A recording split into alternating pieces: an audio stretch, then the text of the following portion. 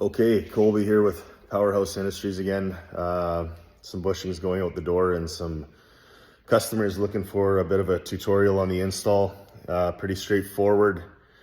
And again, going back to an easy way to decide if you need these or not. It's pretty simple. So I got my bike up on a hoist here, jack stand, and the rear wheel is off the ground, moving freely. And the thing that we're looking for is the lateral movement in the swing arm. So if you grab a hold of your wheel and grab a hold of this crash bar and go back and forth with it, I'll see if I can set my phone up here. And you're grabbing, and I got almost nothing. I got about a mil of play in this little gap here between my exhaust and the end of the axle. So that's with my bushings in. Without them, I'll show you in a minute here, and you'll see the substantial difference as to how loose the swing arm is laterally without my bushings in. So we'll get to that in another part of the video here. So as far as install goes, you've got your pivot shaft bolt. And again, my bushings are in on this. I'm going to remove them and reinstall some new ones, or these ones if they don't get all fucked up when I pull them out. But you got your pivot shaft bolt on each side, here and here. And with a stock bike without these bushings in already, you'll have a little plastic cover that covers this piece. It just pops out with a flathead screwdriver, and you'll see the pivot shaft bolt recessed in there about, I don't know, 3/4 of an inch. And it'll be like that on both sides.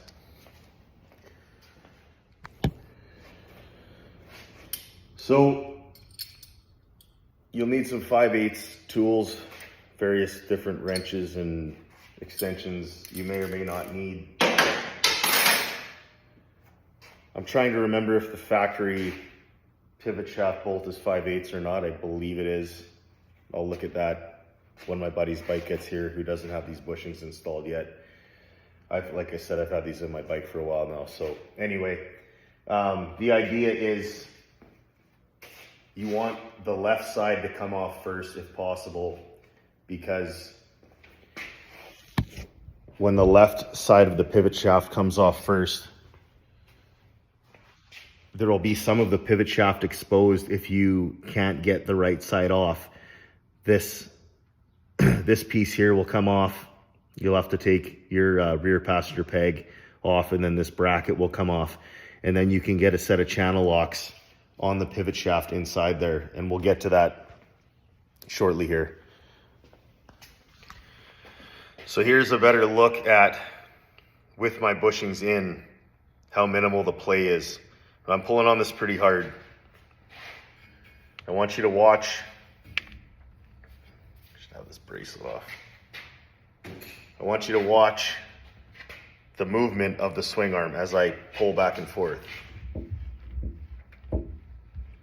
Like maybe a mil, maybe. And I ain't no pussy. So I'm pulling on that fucking thing pretty hard, and it's hardly moving. Again, this is with my bushings in. I'm gonna remove them, and I'll show you guys what it looks like with them out. Now, one of the tricks for removing the pivot shaft bolts from stock, again, my bushings are already in on my bike here. So you'll have a socket wrench, because the head of the bolt will be sitting in probably about 3/4 of an inch, maybe more. But you can see what I've done here is I've jammed this 5/8 wrench over the hex nut, or hex bolt rather, and it's jammed underneath the passenger peg on the right side. We want to remove the left side first, because if we have a hard time getting that right side off, we can remove this bracket and this rear passenger peg, and you'll see the pivot shaft exposed here, and we can get a set of channel locks on there, and then you can put the impact on the other side. Anyway, moving forward, you can see what I've done here is hung the wrench hanging down so I can reach it from this side.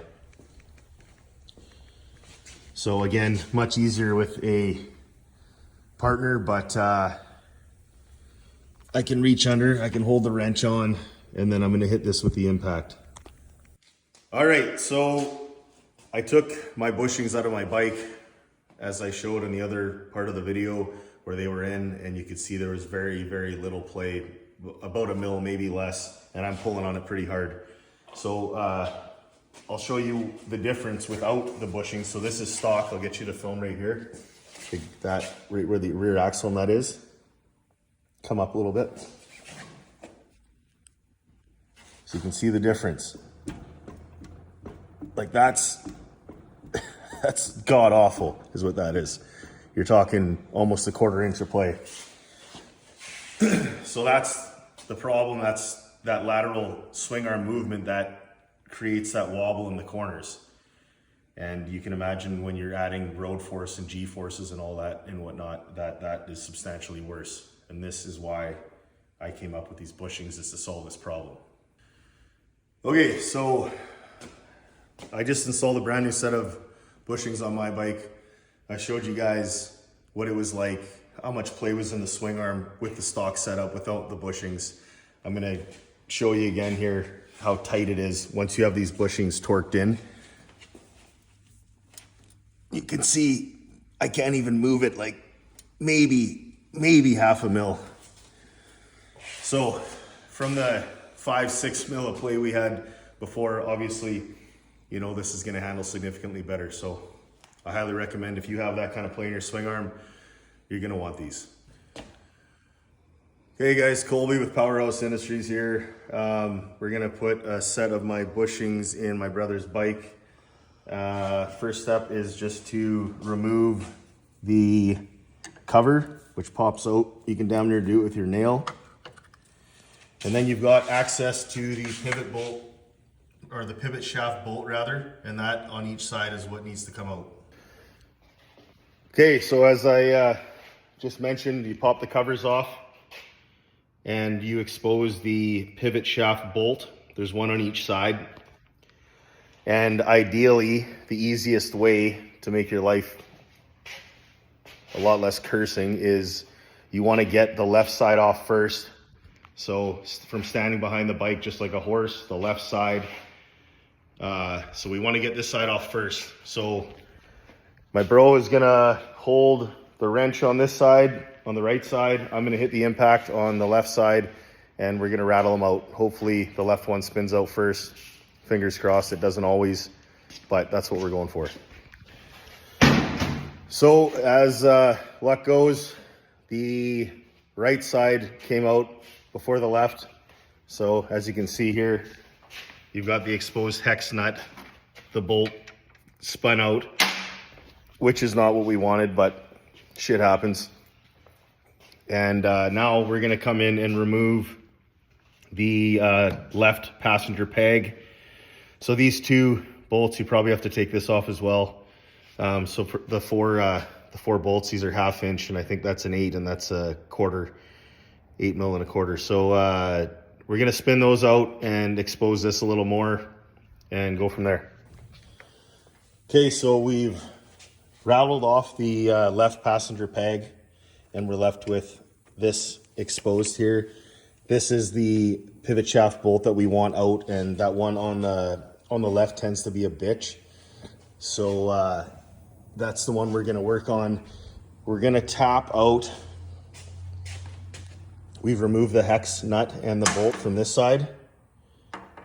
So that slides over the pivot shaft and threads in. And we're gonna tap that out a little bit to the other side. And sometimes you have to tap it right through. As you can see with the lift, you've got to have it all lined up so that there's not a bunch of tension on that pivot shaft as you're pushing it through. And we pushed it through here, so we're going to continue on. We're going to pull that pivot shaft right out in order to get this out, unfortunately. So the bottle jack, as you can see sitting there, all that's doing is lining up the pivot shaft so it's centered in that hole.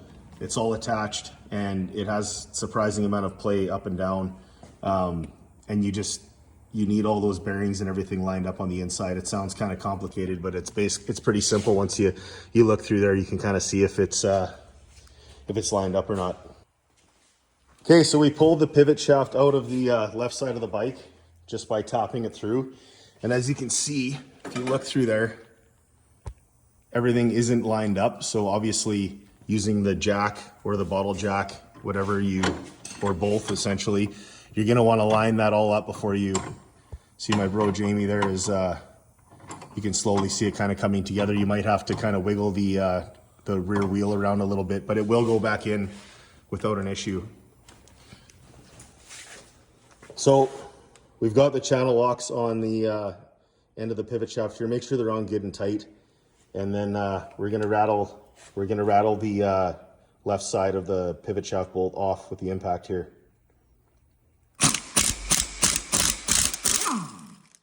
And there you go, easy peasy. She's off, it's apart. Now we can put the new bushings in and reassemble. And if you're lucky and you get the left bolt off first, it's a lot easier. You can essentially pull all this shit off the left side and just clamp the channel locks on while it's still in the bike, and then just reassemble from there. Okay, so again, easier with 2 people, obviously, as I've got my brother here, but through a little bit of manipulation with the bike jack and the bottle jack, essentially all you're doing is getting all that shit lined up in there so that you can put the pivot shaft back through. And as you can see, as I adjust the jack, you can see this getting centered, and you want that centered when you install the bushing.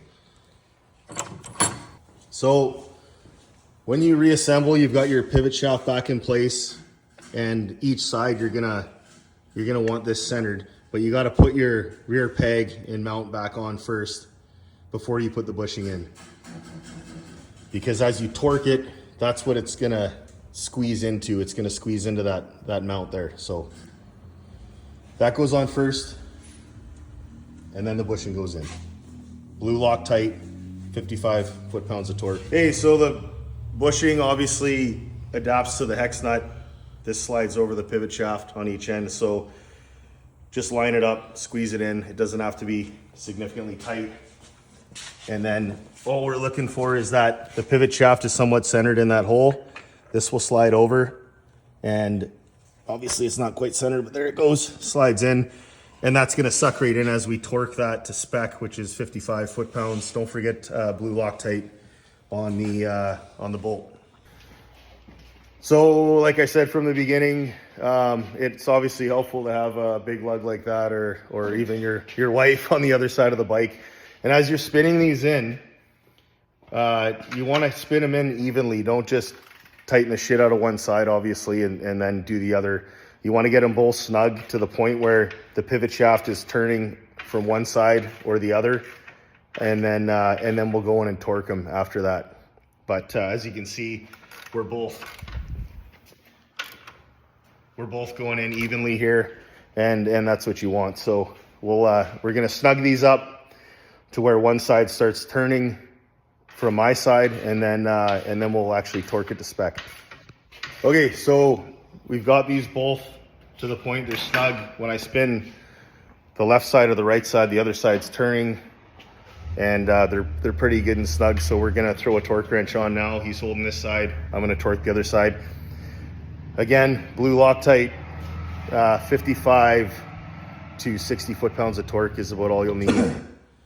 Okay, so we're torqued 55, 60 foot-pounds max on each side.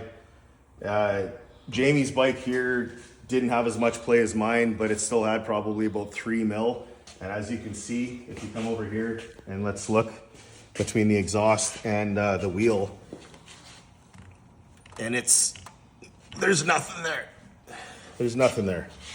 So again, when you're railing corners and you're doing those high-speed sweepers and you're getting that loose-ass end that'll pucker your butthole. I know it's fucking puckered mine a few times. These are a fucking lifesaver. And yeah, even the 3 mm plate he had is gone, so obviously it's a little tighter, it's gonna handle better.